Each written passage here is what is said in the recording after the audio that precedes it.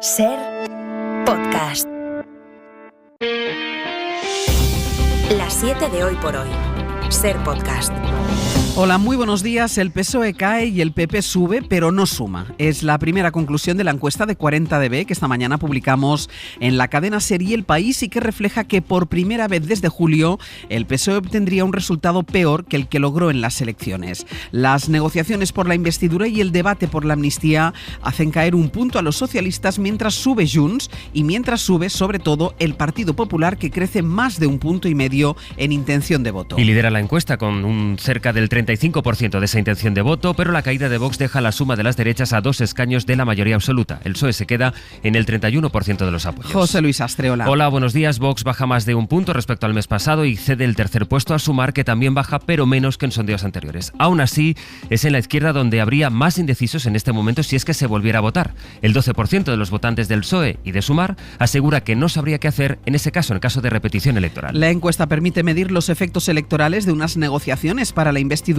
que aún no están cerradas y que de hecho alargan la recta final. Tanto en el PSOE como en Junts dicen que ahora sí que estamos ante las horas decisivas. Habrá que irlo viendo. A Bruselas han viajado de hecho los negociadores de ambos partidos y las fuentes de esa misma negociación hablan de un acuerdo que esperan incluso para hoy, para este lunes. Los militantes socialistas han avalado los acuerdos del partido durante el fin de semana, decía Santos Cerdán del PSOE. Estamos más cerca de lograr la investidura de Pedro Sánchez. Es el mandato que salió de las urnas el 23 de julio y la fórmula para lograrlo ha sido ratificada por la inmensa mayoría de nuestras bases. La militancia tiene la última palabra.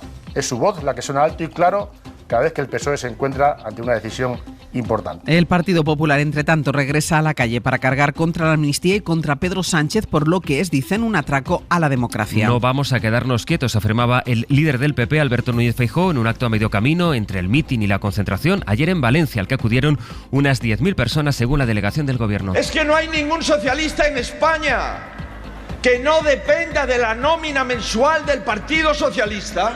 Es que no hay ningún socialista que diga basta ya. Se pretende expulsar de Cataluña cualquier cosa que suene a España. Y no es ninguna reconciliación, porque no hay ningún arrepentimiento. Hay varias cosas más que preguntamos en la encuesta que les contamos esta mañana. Por eso sabemos que, según los datos de 40DB, la inflación es lo que más preocupa a los españoles y deprime a casi 1 de cada 4. Es un porcentaje muy similar al de quienes expresaron sentir ansiedad ya por la pandemia. David Junquera. Ni la guerra, ni el calentamiento global, ni los vaivenes políticos. La amenaza que más desvela a los españoles es la inflación. Un 90,7% de los encuestados por 40DB perciben como el mayor problema el aumento del coste de la vida. Además, este asunto es el que más influye en la salud mental, generando pesimismo en un 57% de la muestra y provocando ansiedad y depresión a otro 22%. En esta encuesta de amenazas globales, los consultados también mencionan como riesgos, en este orden, las guerras, las crisis energéticas, el terrorismo y, en quinto lugar, el cambio climático. A los votantes de derecha le preocupa más la inmigración y a los de izquierdas la emergencia climática. En cuanto a la guerra que involucra a Israel y Palestina, un 63,5% de los preguntados avalan la solución de los dos estados. Casi un 86% quieren que Israel deje entrar ayuda en Gaza y un 54% concluyen que el Estado hebreo no respeta los derechos de los palestinos.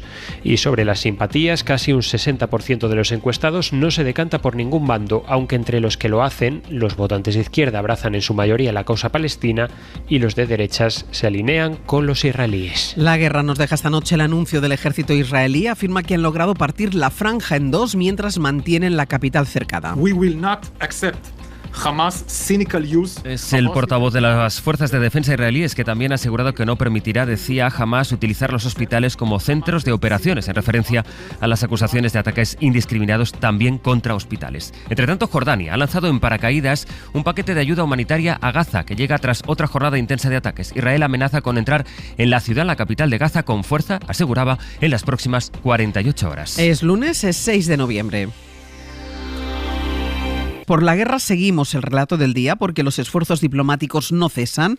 En las últimas horas se ha vuelto a desplazar a Oriente Medio el secretario de Estado de Estados Unidos, Anthony Blinken. Por primera vez se ha visto con el presidente de la Autoridad Palestina, Sergio Soto. Buenos días. Hola Ángeles, buenos días. Ha sido en Ramallah, en Cisjordania, donde el líder palestino, que pertenece a Fatah y no a Hamas, se ha abierto a participar de la gobernabilidad de Gaza, pero ha pedido un alto el fuego que Blinken rechaza. Después, Blinken se ha visto también con el primer ministro de Irak. Corresponsal Sara Canals. Sí, una serie de reuniones con las que Estados Unidos busca liberar a los rehenes capturados por Hamas, negociar pausas humanitarias en vez del alto al fuego que defienden los países árabes y recordarle al gobierno de Netanyahu que la forma en la que se lleva a cabo la ofensiva sí que importa. Una frase que cada vez se escucha más entre los funcionarios de la Casa Blanca. Pero sobre todo, Estados Unidos busca evitar la propagación del conflicto.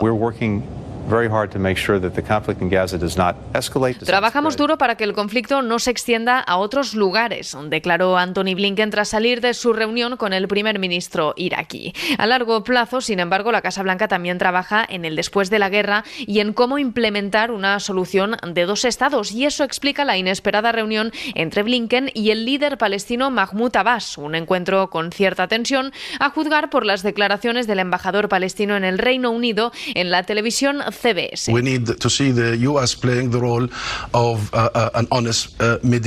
Que exigió que Estados Unidos actúe como un verdadero mediador en vez de adoptar la narrativa del gobierno de Israel.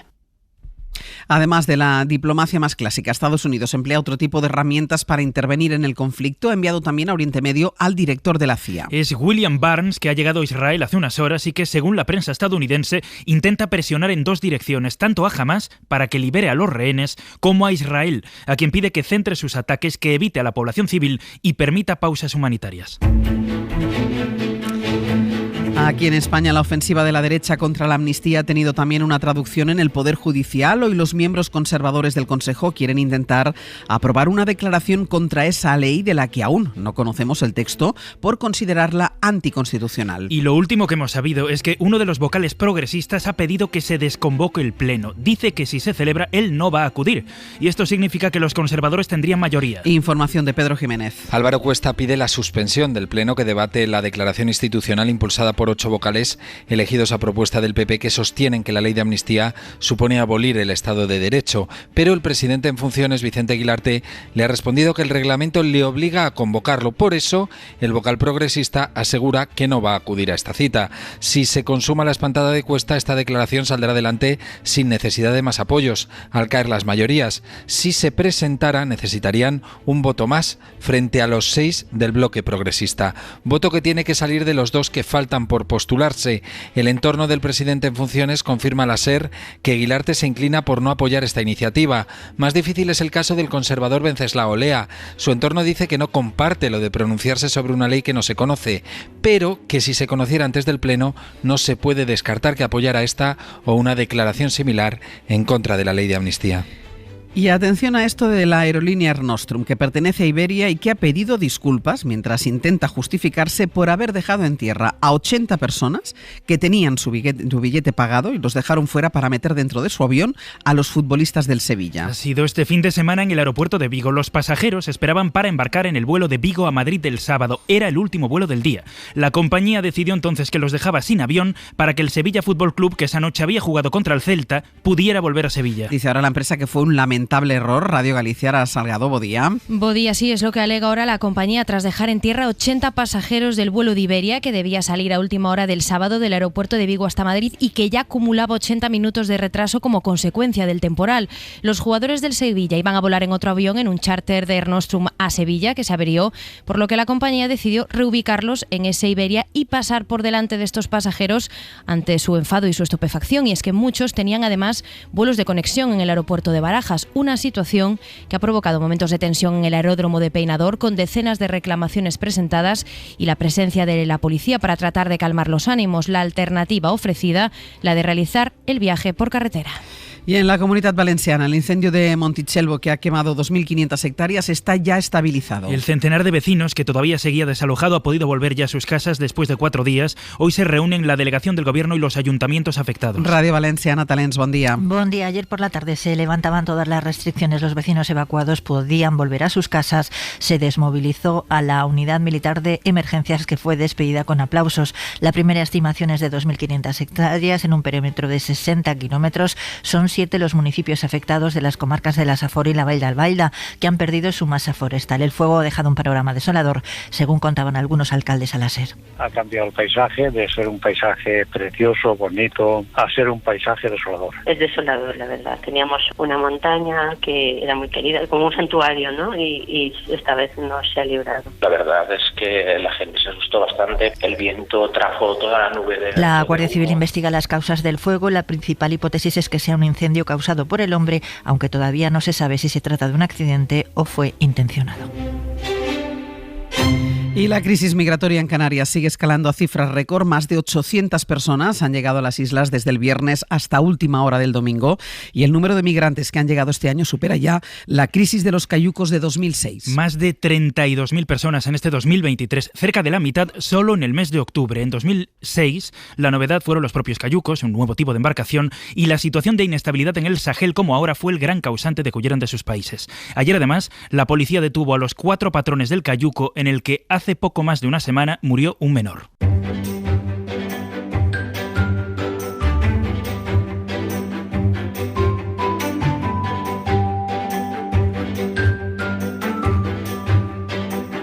Nos vamos hasta Castilla y León. En Radio Valladolid está Mario Alejandre. Mario, buenos días. Buenos días. Y en Murcia, Juanjo Asensio, buenos días. Hola, buenos días. En estas dos comunidades buscamos noticias del ámbito local, como esta que nos cuenta Mario y que protagonizan vecinos de un pueblo de León que piden medidas más contundentes para evitar la entrada de osos en el municipio. Sí, en Villarino del Sil. Allí sus habitantes han comprobado que el sistema de radiomarcaje que se ha puesto en marcha para controlar estos animales no funciona, por lo menos en el caso de uno de los plantígrados, o mejor dicho, plantígrada, porque la osa lechuguina, que así la han bautizado, sigue visitando esta localidad de manera continua, según ha explicado el portavoz de la Junta Vecinal. Lechuguina se lleva manzanas y otras frutas. Hace días un vecino se encontró con ella y se puso en contacto con la llamada Patrulla Oso, que es una serie de dibujos animados de las que ponen en Clan, pero que es un servicio de la Consejería de Medio Ambiente cuando pues hay un problema de este tipo. Bueno, nada está funcionando y los residentes reclaman otras medidas, entre ellas que Lechuguina sea capturada y que sea reubicada en un espacio acotado de un monte cercano donde pueda vivir en cautividad,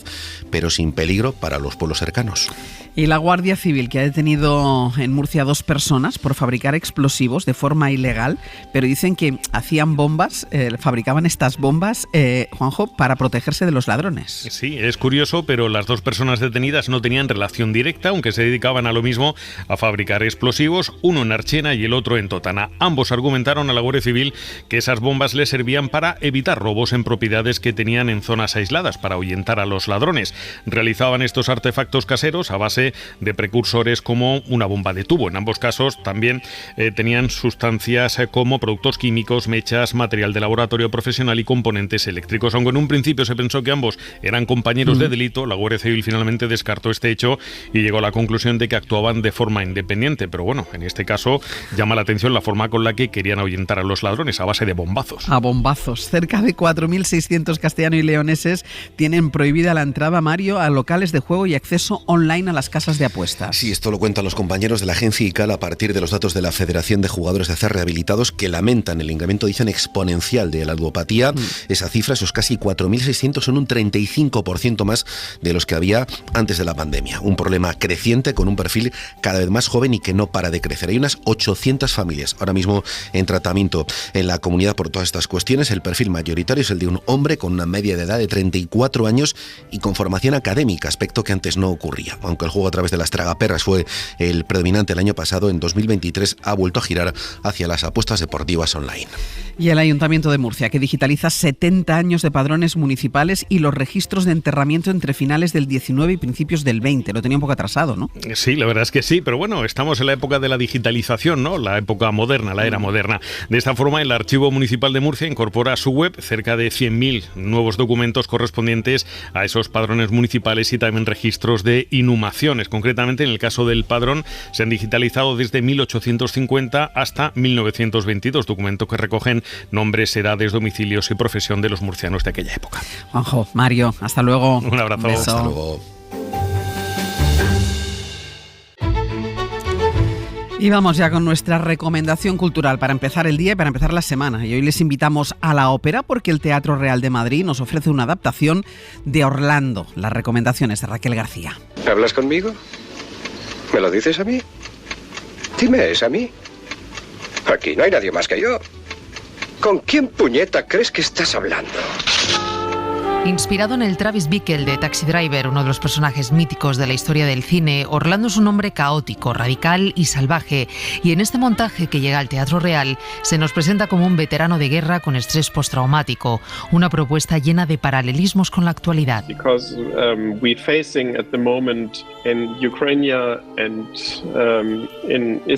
Con lo que está pasando en estos momentos en Ucrania, en Israel, soldados que van a sufrir durante mucho tiempo por lo que están viviendo ahora, por cómo traumatiza una guerra, reflexiona Klaus Guth, responsable de la escenografía, que plantea de la forma más realista posible, sin artificios, llena de belleza, pero también de tristeza, como ocurre en el mundo en el que vivimos.